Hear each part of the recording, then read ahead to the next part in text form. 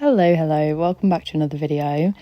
First of all, a cup of tea is needed because today I am baking up so many different things. I basically have my dad and his girlfriend popping over, and they don't really get to experience much of my nice home-baked goods. So I thought I would just make a few things.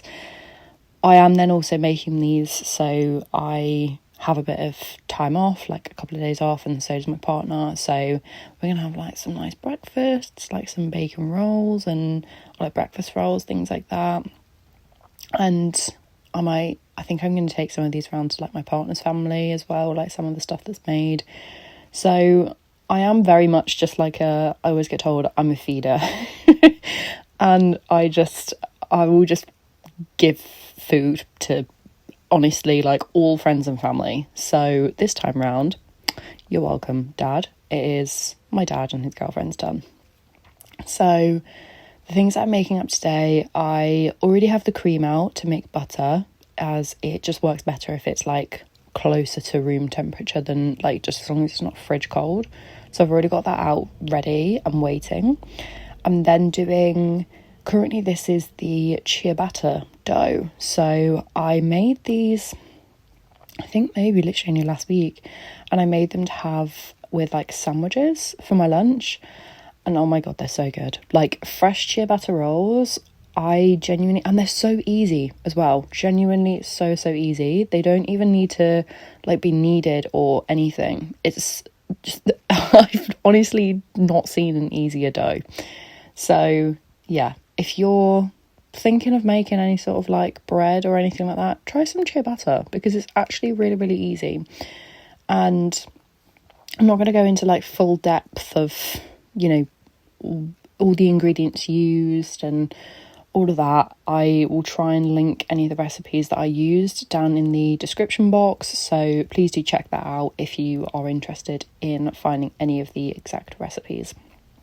But today on the menu is ciabatta rolls, which we're then going to have as some bacon cobs for lunch for when my dad comes over. I'm then doing a ginger cake, which I actually baked last week as well for my friend's birthday, which I actually do have a separate video on that, and I will try and obviously link the recipe again. But my dad also absolutely loves ginger cake, and then as it turns out, so does my grampy. So then some of this ended up getting passed on to my nana and grampy as well. So yeah, ciabatta rolls, ginger cake, and then doing cinnamon rolls as well. And then I need to make like butter, I think, as well, obviously to go with any of the rolls and whatnot. But obviously part of all this is then the icing to make for the cinnamon rolls, the icing for the ginger cake. So there's a fair bit to do, and I'm doing all of this like in the morning before my dad arrives. So he does have quite a big drive. It's like a 3-hour drive to get here. So I at least know that I have a bit of time from when he sets off. But obviously 2 of these things I'm making are like dough based, which then obviously have to rise and proof. So those are the first things that I started on, was the ciabatta dough, because that needed a bit longer for like proofing and like resting and everything. I actually ended up using, and I did this for the first time the other day when I made Greek yogurt for the first time, is I used the oven to proof my stuff. So I just put the light on, but not the temperature. So you can heat it up, I think, like for literally like a minute, but honestly it makes it rise so much quicker, genuinely so much quicker. So yeah, I tried that. And then onto the ginger cake. So I'm not going to go through again exactly what was used and everything, because I do actually have a separate video on that, which I will try and link here if you're interested in seeing that. But yeah, made another one of these, which, I mean, I think as you can tell, I'm making this like 2 weeks in a row. It's a good damn cake. Even if I do then end up putting the sugar in the wrong place and realizing this is like my brain trying to work here, and then I had to add that back into the other bowl. But, you know, are you baking if you don't make a mistake at some point? So at least it wasn't like an irreversible mistake. So I think this time around the ginger cake, it actually did work out really well. I think the one that I made for my friend's birthday worked out a little bit better. So you're welcome for that. But it still worked out really, really well. I think because I was baking so many things like in the oven all at the same time. Well, not all at the same time, but like one after another. It just, my oven was like, give me a break, you know? So yeah, on to making ginger cake, melting all the ingredients, and then just combining everything.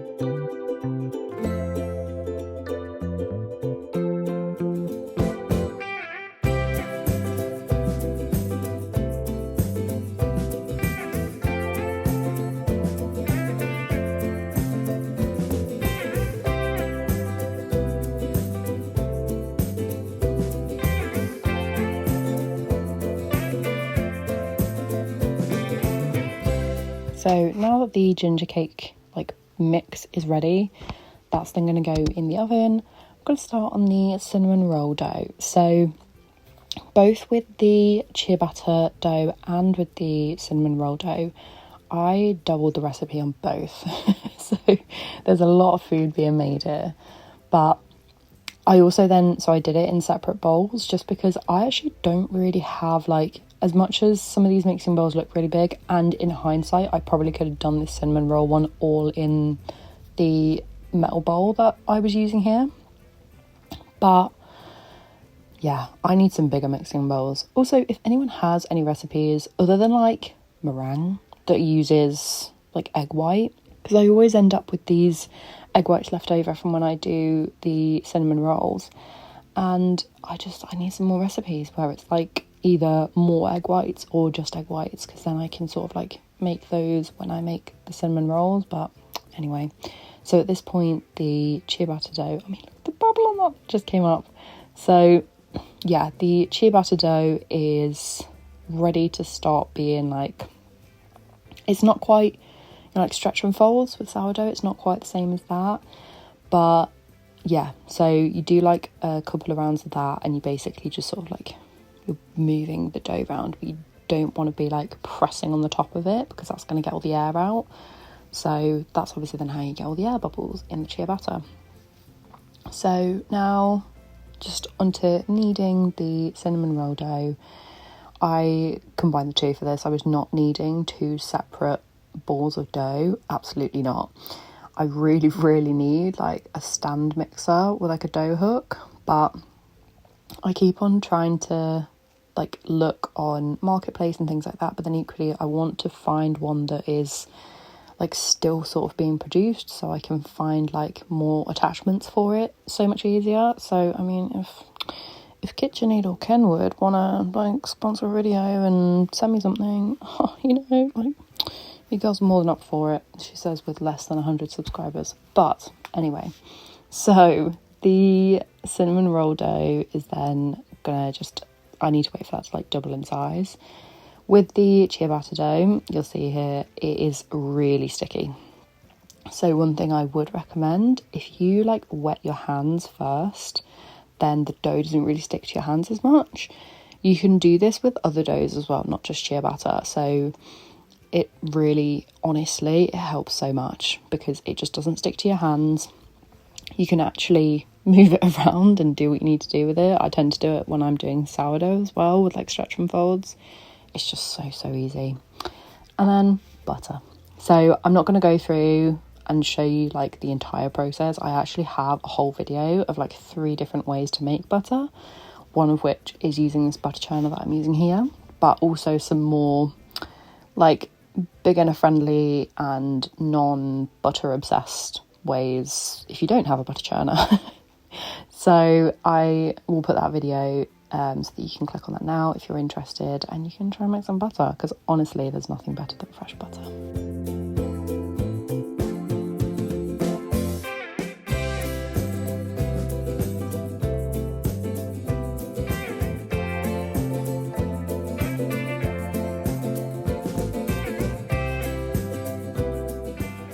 I feel like you can hear the cogs in my brain working as I'm trying to like section out this dough.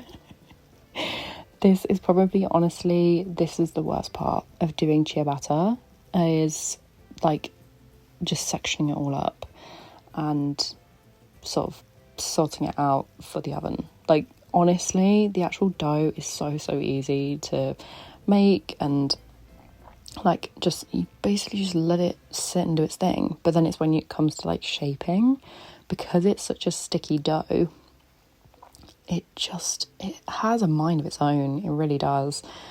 But yeah, like figured it out, got there eventually. Obviously this is like my second time doing them, so the first time I'm so glad I didn't film that, because that was embarrassing. Genuinely. So honestly, with these, practice makes perfect. Like, I mean, with anything, but yeah, make sure you've got a nice like floured surface, and flour like your like any tools that you're using, like these little bench scrapers, like make sure there's flour on those as well, and like flour on your hands, just flour everywhere, because obviously that it's really sticky dough. So yeah.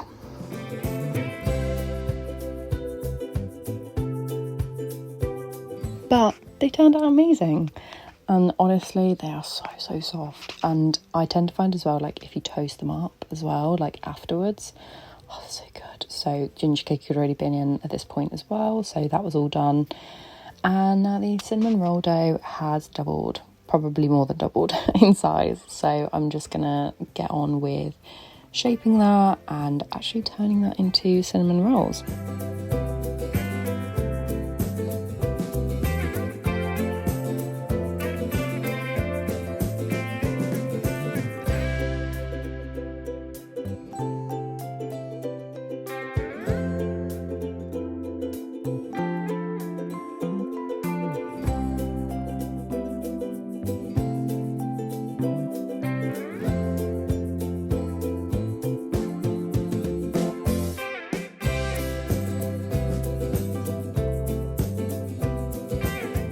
So at this point, I have made these cinnamon rolls so many times. So on the recipe that I use, it does have like a measurement for how much butter and how much like of the cinnamon and sugar to use.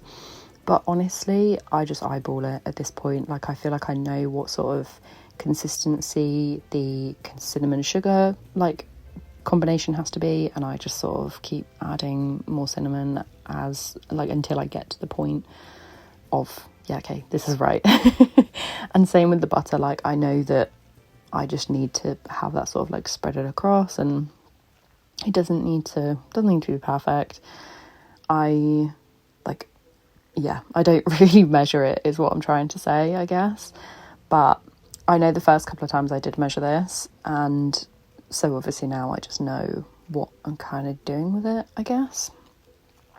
But equally with the cinnamon sugar, I actually tend to then just chuck some in a bowl, and then I have like this little jar where any like leftover, I just put it in there, because I feel like especially when it gets to like autumn and winter, like I'm always making things with like cinnamon and different spices and stuff like that. It's just so autumnal. It's great.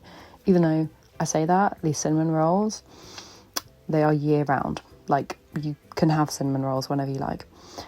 But also with this, so I know on the recipe it said to use like floss or something, like obviously not minty floss, like, or whatever, I don't know. But I honestly just use a knife, and then I just sort of like reshape them a little bit, and it works. I don't put a lot of pressure on, hence why I'm not using a chopping board. So if my landlord ends up watching this at any point, which I don't know why they would, but I promise I'm not actually putting any pressure, and I'm not actually cutting into the like work surface. But yeah, it's just to almost like score it rather than like cut through and like into the bench. But now it's essentially just like playing Tetris with the cinnamon rolls. So obviously I did this twice, as there was like 2 lots of dough. So I was not going to try and like roll this all out and sort it all out while it was like combined all as one big dough ball. I figured it was definitely going to be easier to do this twice, essentially. But yeah, so it does end up being a little bit like Tetris when I was then like putting everything all together. But you know what, it worked. We got there in the end, and these were so good. I feel like the trick that they sort of say in the recipe is almost like not underbaking it so that it's like doughy, which I have made that mistake before, and I'm sorry if anyone has ever like tried some of my cinnamon rolls and they have been a bit more doughy. But it is almost like you almost want to pull them out the oven when they're like just starting to get like a bit golden on the top, because that's how they're going to be like soft and fluffy, and yeah, like that's how they're really good. That's how they're nice. But you always get like the nice big ones in the middle, and then the little like nubbin ends. It's like what me and my partner's family call them. We're always like, oh, I don't want a nubbin.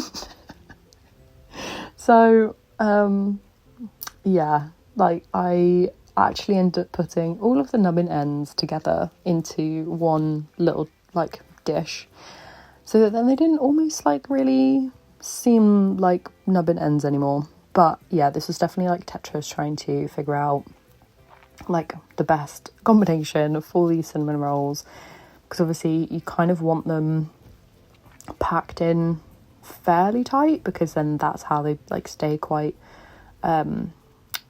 like fluffy and gooey almost. But equally you need to give them enough space so that they can rise a bit. So yeah, it's Tetris, it really is. And what I did also do with this, which you can do, is I used a little bit of tin foil that I just sort of like wrapped up and put like in the end of the dish, just so that the cinnamon rolls didn't expand like any further than what I wanted them to.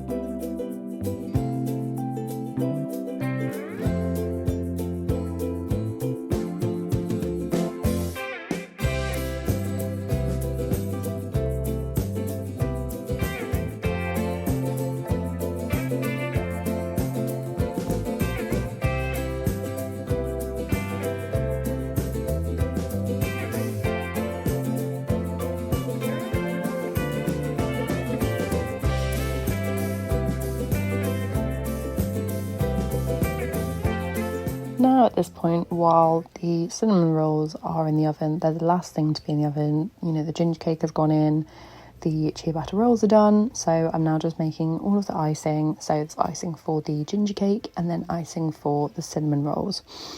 And I did them slightly differently, so I followed the recipe from Jane's Patisserie for the ginger cake. So it's like icing sugar, ginger, and then water.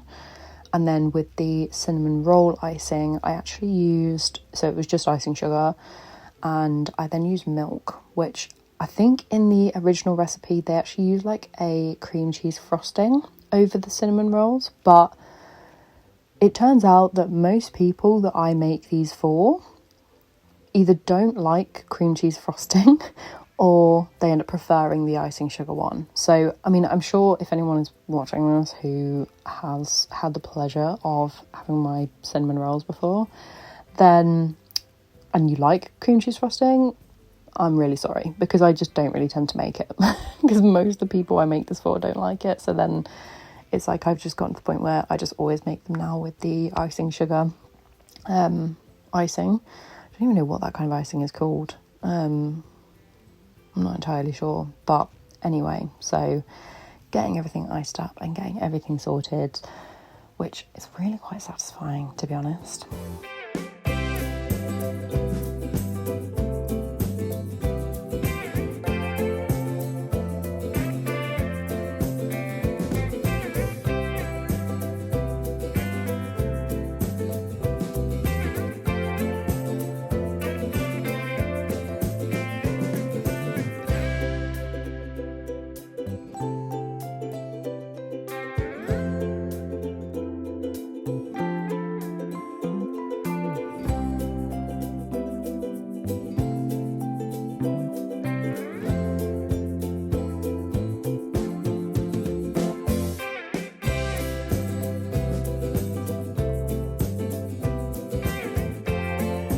So then I just, once the cinnamon rolls are out the oven, I do this when they are still quite warm, like they've been out for probably, I would say, about 15-20 minutes at this point.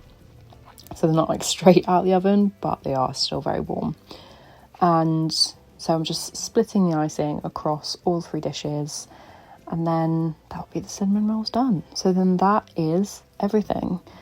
And I can tell you now, everyone enjoyed these. Like, me and my partner had some, obviously my dad and his girlfriend had some then got taken back, proper English, Heather.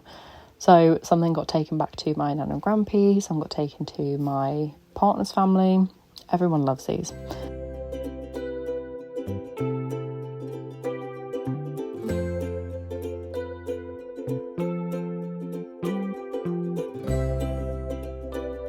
This was the whole spread. This was minus the stuff that had actually been wrapped up for my dad to take.